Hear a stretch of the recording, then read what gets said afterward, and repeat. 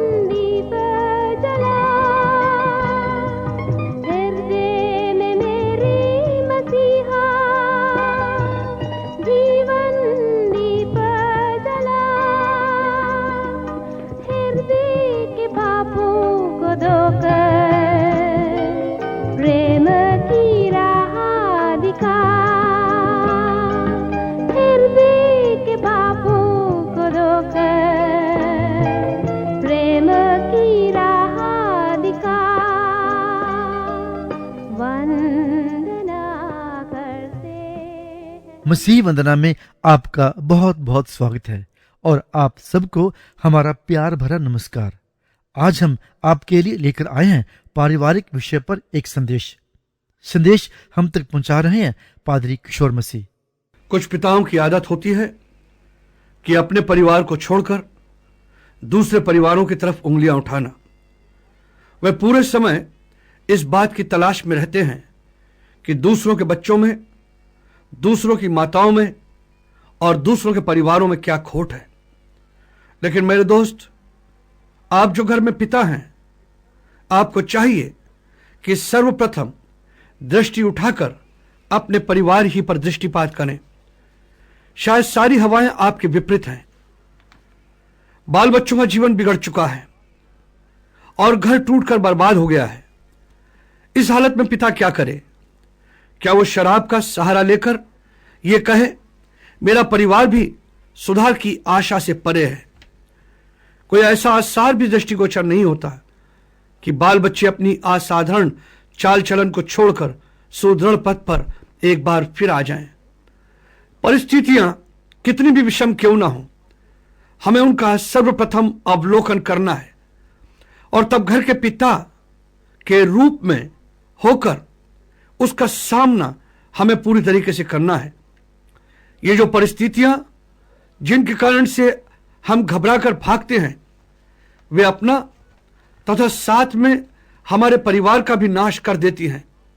सोचिए, आपका एक गलत कदम परिवार में दरारें पैदा कर देगा, उसे विघटन के मोड़ पर धकेल देगा।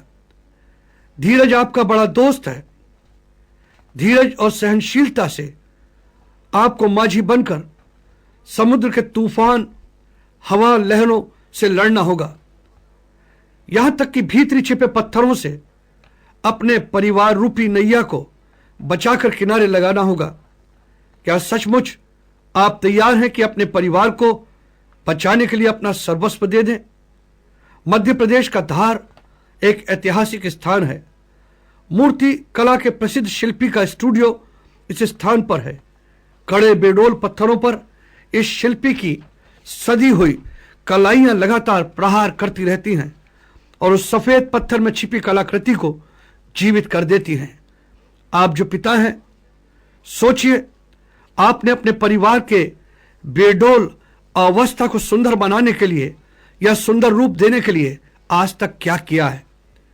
क्या आपकी मुलायम उंगलियां अपने कठोर परिवार पर लगातार ममतत्व के प्रहार करके आसपास के बेडोल स्वभाव को साफ कर उस रूप को निकाल रही है जो परमेश्वर का स्वरूप है, जिसकी मांग परमेश्वर आपके परिवार से करता है? अपने परिवार को कड़ेपन से बाहर निकालने में आपने कितनी अगुवाई दी है? आपकी भाषा का माध्यम परिवार में क्या है? मेरा मतलब सिर्फ हिंदी, अंग्रेजी अथवा किसी अन्य भाषा से नहीं है। जो भाषा आज आप परिवार में काम में ला रहे हैं, उसी का प्रतिरूप आपके बच्चों के मानस में अंकित हो जाएगा। इस छोटी अवस्था में किया गया आपका व्यवहार आपके जीवन को और आपके परिवार के जीवन को हिलाकर रख देगा।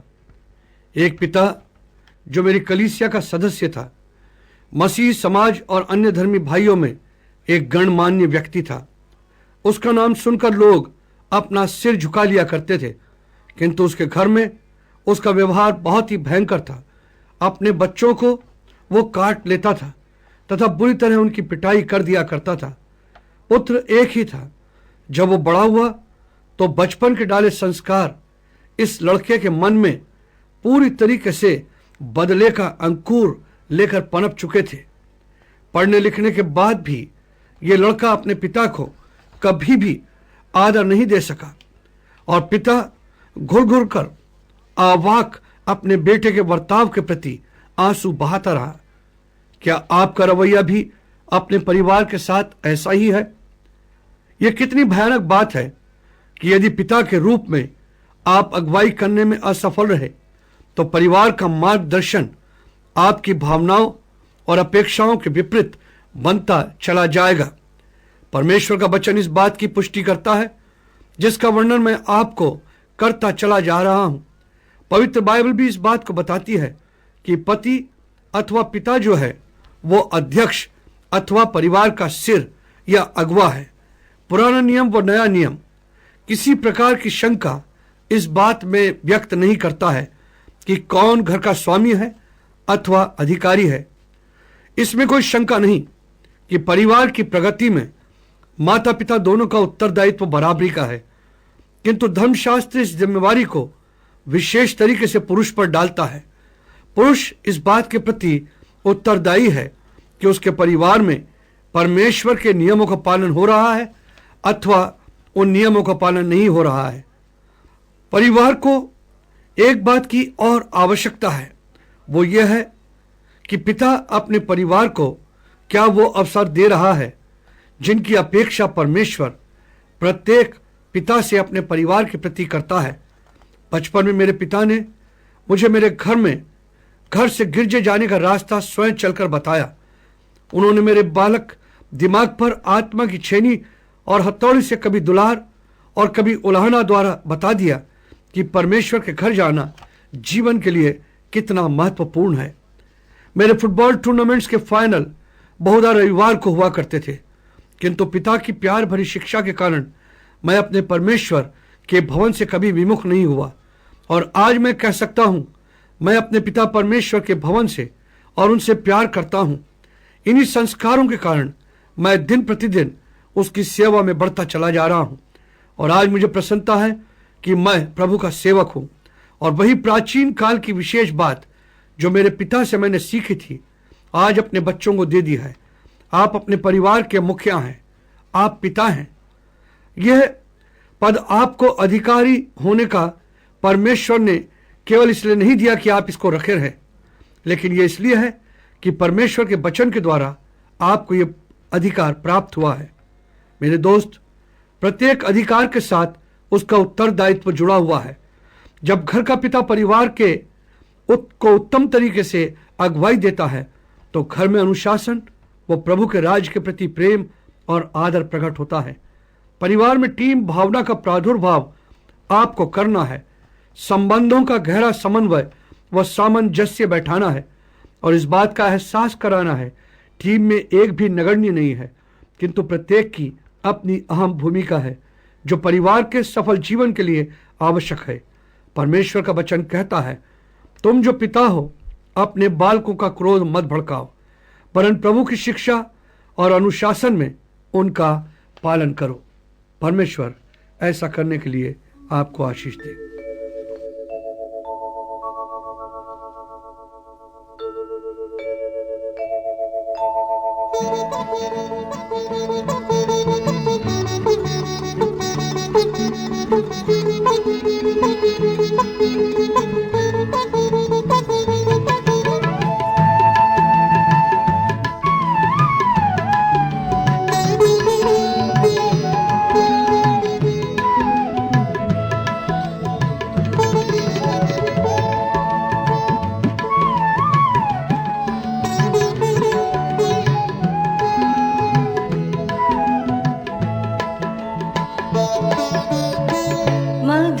वचन सदा बोलिए,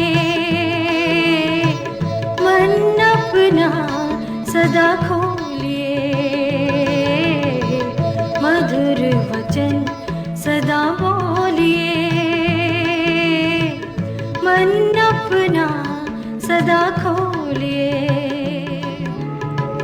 वचन दीपक पथ का उजियारा, वचन दीपक पथ का उजियारा, धन्य जो इस पथ बोलिए,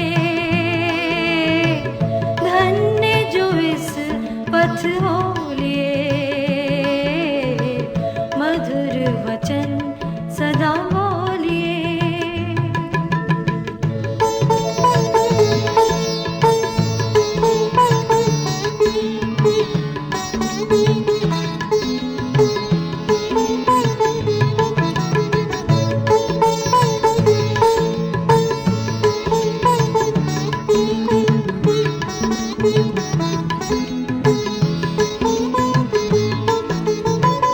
वचन प्रभु का आग कभी है, वचन शीतल भी उसमें नमी है, वचन मसीह का जीवन है जिसका सब सुख उसके कोई न कमी है, फल आत्मा का उनमें लगा जो मन में वचन को बोलिए,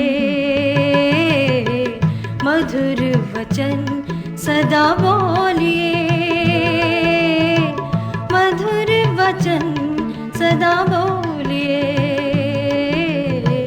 मधुर वचन सदा बोलिए।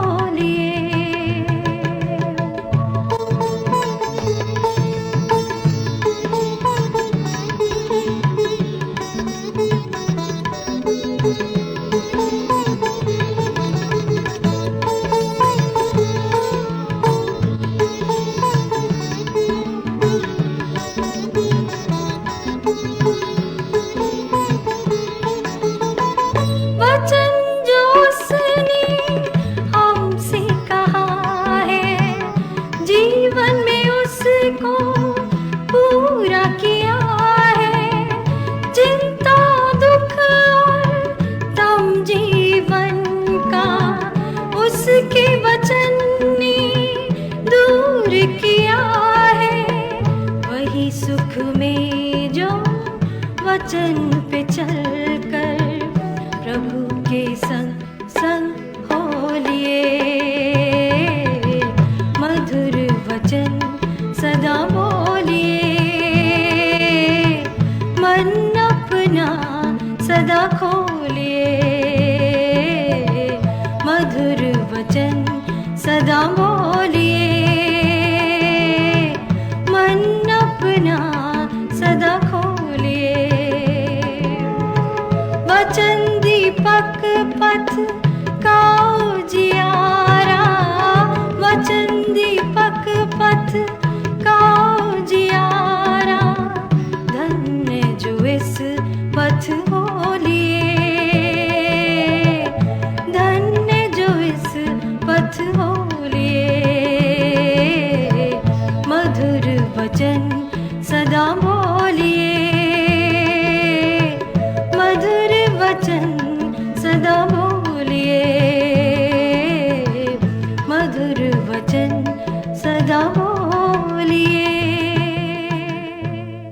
प्रिय श्रोता, हमारी आशा है कि आज के संदेश से आपने आशीष प्राप्त की है। आप हमें अपने विचारों से अवगत करवा सकते हैं।